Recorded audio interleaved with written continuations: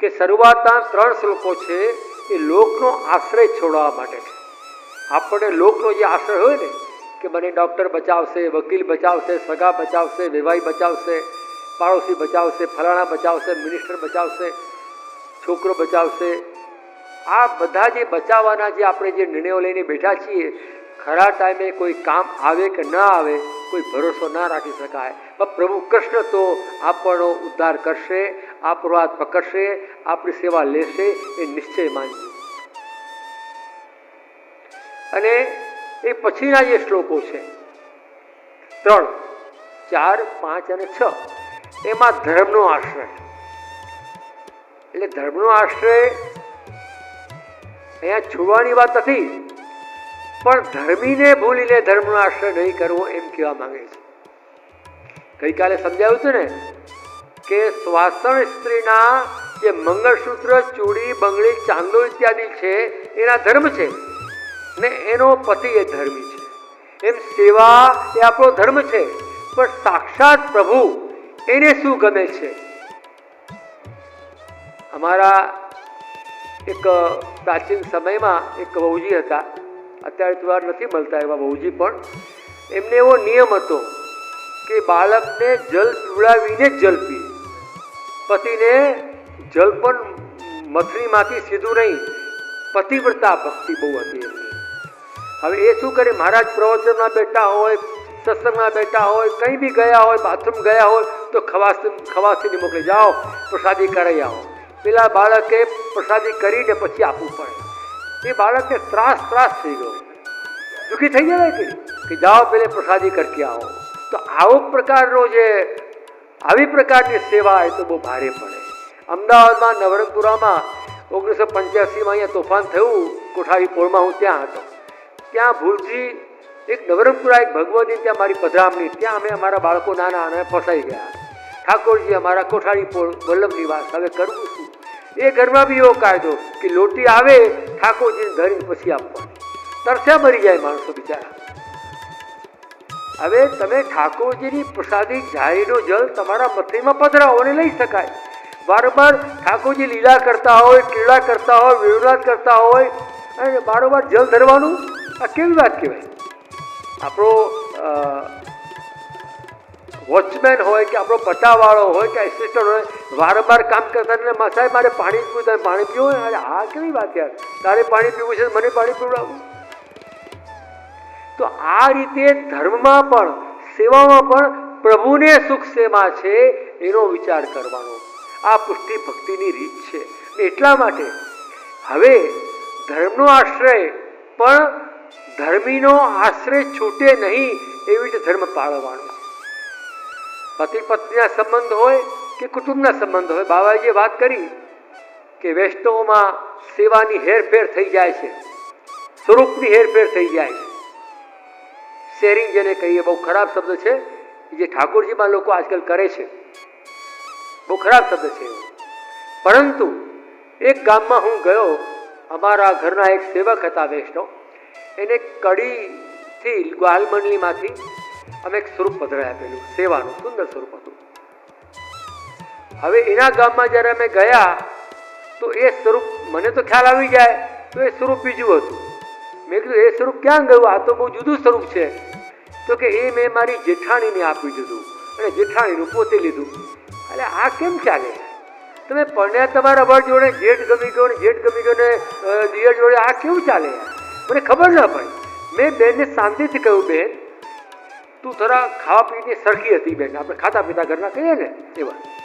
તો એ ખાતા પીતા ઘરના હતા. તો મેં કહ્યું તને મારા ઠાકોરજી મારા જેવા નાના લાગતા હોય, પહોંચી ના વળતા હોય તારા ભાવને, તો મોટા પધરાઈ આપત. બાળકલાલ જાડા પણ મારે ત્યાં બિરાજે છે, મોટા મોટા તગડા, તો એ પધરાઈ આપત. તે આ ઠાકોરજીને વગર ગુરુને પૂછે બારોબાર બદલ્યા કેમ, શેરિંગ કેમ કરી? ના કરાય આપણાથી. અને ઘણી વાર તો વૈષ્ણવોને ખબર છે કે ઠાકોરજી એક ની 6 દેખાય અને 6 ઠાકોરજી 6 વર્ષ સુધી દેખાય. તો કેમ? કે જે પેલા ઠાકોરજી જ્યારે પેલા વહુને સુવાવાળા આવવાની હતી પધરાયા, લગ્ન આવવાની હતી પધરાયા, અમેરિકા ગયા તો એવા પધરાયા કે પાછા લેવા જ નથી આવતા. લો આવા કેવા ભગવાન આપણા. એ અમેરિકામાં ઘણી વાર મંદિરોમાં માતા પિતાને છોકરાઓ મૂકીને જતા રહે છે, પછી મંદિરવાળા નિર્વાહ કરે. આવી તો ઠાકોરજીની કરવાની.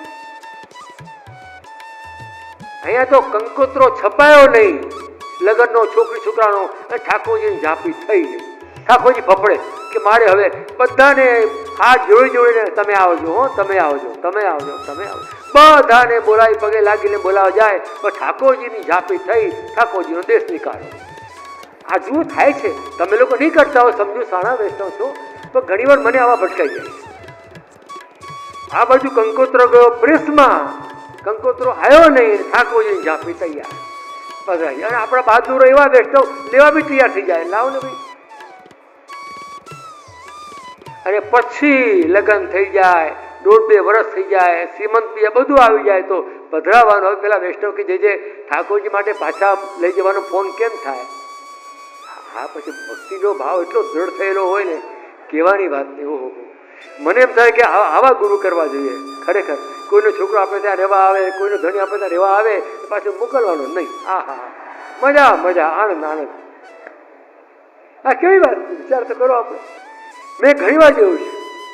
અમારા કડીમાં તારાબેન હતા, એને ત્યાં 20 ઠાકોરજી બિરાજે. કેમ તારાબેન? એ બિચારા બ્રાહ્મણ બધા ત્યાં પધરાવી જાય, એટલે કોઈ લેવા નથી આવતું. અરે હું ઠાકોરજી પાછા કેમ પધરાવું? હા સારું, તમે લોકો મારા ત્યાં આવો ને પાછા ના જાઓ તો હું તમને ઘેર નહીં કાઢું. હું એવો જ છું, તમારો જેવો જ છું. એક સંગ તો બને તમારો ને. તો કહેવાનો મતલબ છે, ધર્મ કરતા પણ ધર્મીની પ્રધાનતા વધારે છે. ધર્મીની પ્રધાનતા વધારે છે. તો આપણે અહીંયા એ સમજવાનું કે ભગવત સેવા આપણે ત્યાં સાક્ષાત બિરાજે છે. આપણે ત્યાં પ્રતિક ઉપાસના નથી. જ્યારે વલ્લભ ઠાકોરજીને સેવ્ય કરે છે, ત્યારે જ્યાં જે શ્રીઅંગનું અંગ છે એ સ્વરૂપ પ્રફુલ્લિત આનંદિત પ્રગટ થાય છે. એ સ્વરૂપની ભાવના કરવાની છે. જે બાવાએ જે કહ્યું, અમે જે કહી રહ્યા છીએ કે સ્વરૂપમાં આ બધા અલગ અલગ જે સ્વરૂપો છે ને, આ ગાયત્રી ભાષ્યમાં આવું આવે છે કે અહીંયા આપણે આપણા સ્વરૂપને ભૂલી ગયા છીએ. એ દૂર કરવા માટે ગાયત્રી ભાષ્ય છે, ને એને કહેવાય છે શાસ્ત્રમાં આપણા અવિદ્યા. અવિદ્યા એટલે શું? આપણા સ્વરૂપને ભૂલી જવું. આપણા સ્વરૂપને ભૂલી જવું એનું નામ અવિદ્યા. અત્યારે શું થાય છે? લોકોને સત્સંગ કરવાનો શોખ, યાત્રા કરવાનો શોખ, ભગવદીઓને મળવાનો શોખ, ભગવદીઓથી કંઈ ને કંઈ પડાઈ લાવવાનું, આપી દો આપી દો, બધા અમે ભગવદી બની જઈએ, સત્સંગ કરીએ, પૂજાવા માંડીએ, અમારી પધરામણી, અમારી તપેલી, અમારી બધી કરો. એવું અત્યારે વાતાવરણ કલિયુગમાં છે. તો આમાં શું થાય? મને વલ્લભનું સ્વરૂપ સમજાવો ને, મને શ્રીનાથજીનું સ્વરૂપ સમજાવો ને, મને યમુનાજીનું સમજાવો ને, મને બંટાનું, ઝારીજીનું, માખણ મિશ્રનું સ્વરૂપ સમજાવો ને, મને સૈયાનું સ્વરૂપ સમજાવી દો. ચલો, મારો ભેદો પાર થઈ જાય. પણ હરિયાજી પોકારીને શિક્ષાપત્રમાં કહે છે કે મેં બધા સ્વરૂપ સમજી લો. ચાલો, બધા સ્વરૂપનું ખ્યાલ, પણ મારું પોતાનું સ્વરૂપ શું છે એ જો મને ખબર નથી તો સ્વરૂપ કોને જ્ઞાન થશે? સ્વરૂપનું વિચાર કરો. આપણે ક્યાંથી આવ્યા? આપણે ક્યાં જવાના છીએ? આપણે કોણ છીએ? આપણને વલ્લભનો સંબંધ શું છે?